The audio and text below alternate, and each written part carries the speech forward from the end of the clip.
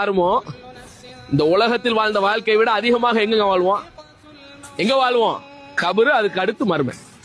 கபருங்கிறதும் ஒரு நீண்ட வாழ்க்கை. யாராலே அந்த வாழ்க்கையை சந்திக்காமல் நிச்சயமாக இருக்க முடியாது.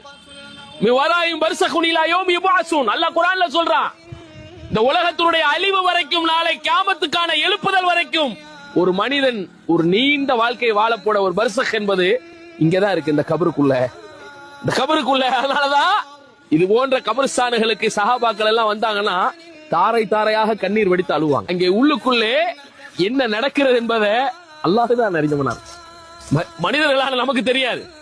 சஹாபாக்கள் அந்த கபருடைய வேதனை நமக்கு வந்து விடுமோன்னு சொல்லி கண்ணீர் மல்க அழுகுவாங்க கபர்ஸ்தானுக்கு வந்தா. நமக்கு எல்லா வியாபார பேச்சு, உலக பேச்சு, குடும்ப சூழல்களை கொண்ட பேச்சு எல்லாம் இங்க வருது. அது மனித இயல்பாகவும் மாறி போய் நிக்குது. ஆனா சஹாபாக்களுக்கு எல்லாம் இங்கே வந்தால் மௌத்தை பற்றிய நினைவுகளும் மறுமையை பற்றிய நினைவுகளும் தான் மேலெழுப்பி நிற்கும்.